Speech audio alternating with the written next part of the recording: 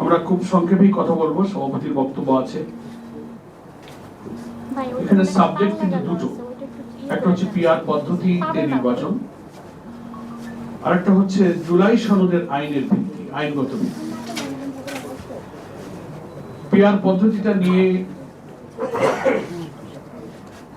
একটা রাজনৈতিক দল আমি প্রধানত বলবো, আর বাকি সঙ্গে যারা আছে তারা ছোটখাটো তাদের সঙ্গী সাথী থাকে, সব দলেরই সঙ্গে কিছু লোকজন থাকে, সেটা খুব গুরুত্বপূর্ণ নয়। একটা রাজনৈতিক দল জাতির কাছে বিভ্রান্তিকর তথ্য দিচ্ছে যে এটা মানুষ বোঝে না, এই পদ্ধতিতে নির্বাচন হয় না, এটা এখন চলে না।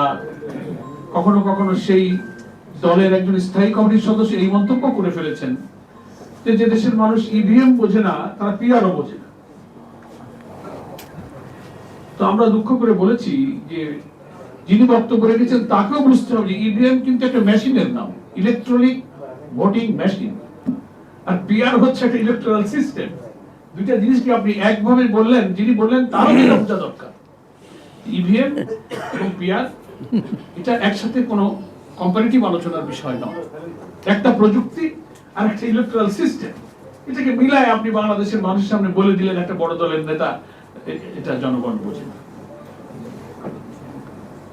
তো প্রপোর্শনাল রিপ্রেজেন্টেশন যেটাকে বলা হয়, পিআর পদ্ধতি আপনারা ইতিমধ্যেই জেনেছেন, কারণ এই পদ্ধতির উপরে সারা দেশে, বিশেষ করে ঢাকাতে জাতীয়ভাবে বিভিন্ন রাজনৈতিক দল, বিভিন্ন সংস্থা, সংগঠন, গবেষণা প্রতিষ্ঠান আলোচনা, সিম্পোজিয়াম, গোল টেবিল এগুলোর আয়োজন করছে। এগুলোর উপরে পত্রপত্রিকা আর্টিকেল লেখা হচ্ছে, প্রবন্ধ লেখা হচ্ছে, এর উপরে বই ইতিমধ্যে লেখা হয়েছে।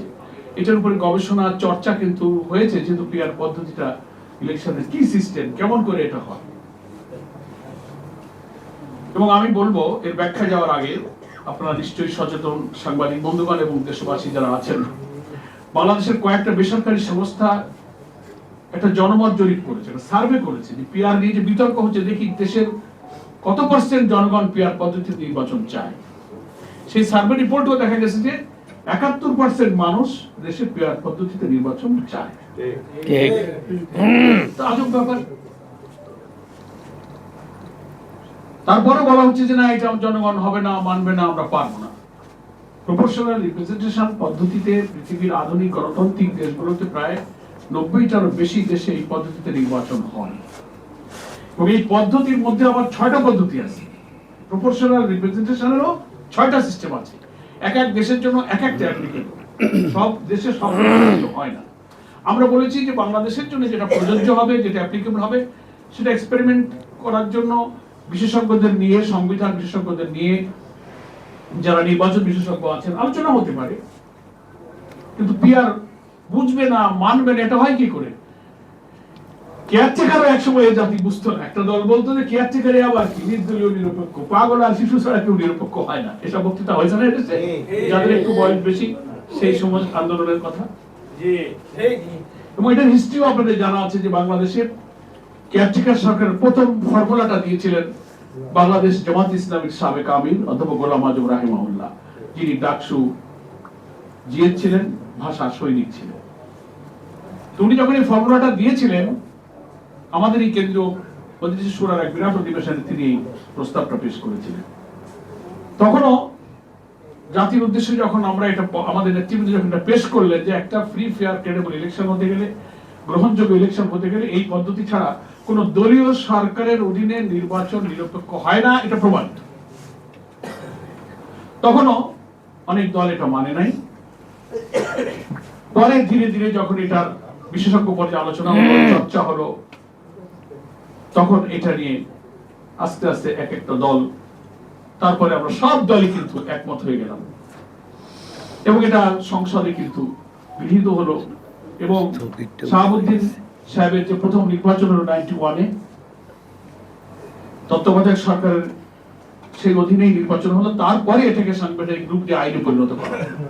দুঃখজনক হলো তারপরে আবার এই কেয়ারটেকার পদ্ধতিটাকে বাতিল করে দেওয়া হয়েছে। সেই ইতিহাসের দিকে আমি যাবো না, সময় চলে যাবে।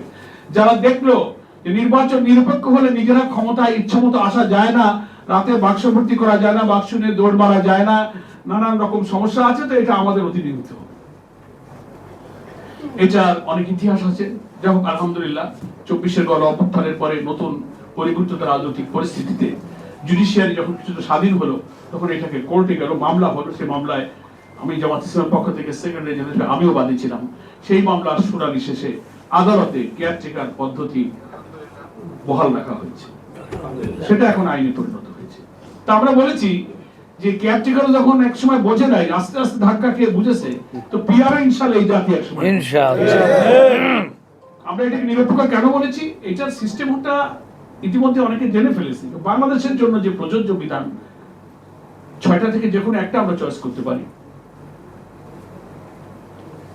এই নির্বাচনে কমন নিয়মটা হচ্ছে কোনো ব্যক্তি প্রার্থী হবে না, দল প্রার্থী হবে। 10টা দল আছে, তার 10টা প্রতীক আছে, 10টা দল তার বক্তব্য জাতিকে জানাবে, তার মেসেজ দেবে, তার ম্যানিফেস্টো জানাবে। সে যদি নির্বাচিত হয়ে বাংলাদেশের ক্ষমতায় আসে, দেশটাকে কিভাবে গড়বে, গোটা জাতিকে সেটা সে ব্রিফ করবে। ভোটাররা তার মধ্যে যেটাকে পছন্দ করবে সেই দলকে ভোট দেবে। কোন ব্যক্তি যখন নির্বাচনে নিজে প্রার্থী না হয়, নির্বাচনের সহিংসতা, পেশিশক্তি, কালো টাকা, ভোট ডাকাতি, এগুলো কিন্তু তখন আর অতটা হতে পারে না। আমি যে এমপি হতে পারছি না, আমি হবে কিনা তো আমি জানি না, ফলে আমার যদি ইন্টারেস্ট নেই, তো আমি কোটি কোটি টাকা কেন এখানে খরচ করতে যাব? আমি ক্যাডার বাহিনী কেন পুষতে যাব? আমি কেন ভোট কাটতে যাব? এখানে আমার পার্সোনাল ইন্টারেস্ট যেহেতু নেই। হ্যাঁ, দলের জন্য প্রচার অভিযান হবে, ইলেকশন কমিশন যদি নিউট্রাল হয়, ইলেকশন প্রক্রিয়াটা, সিস্টেমটা যদি ফেয়ার হয়, যেমন আমরা এবার নির্বাচন ব্যবস্থার সংস্কারে রাজনৈতিক দলগুলো নানান সংস্কার প্রস্তাব দিয়েছি। সেখানে নির্বাচন কমিশনের উদ্যোগে, সরকারের উদ্যোগে কমন প্রজেকশন মিটিং হবে, নির্বাচনে কিছু আচরণ বিধি হবে, একটা ডিসিপ্লিনের মধ্যে ইলেকশন হবে এবং প্রত্যেক দলের পক্ষে জনগণ ভোট দেবে, ভোটাররা।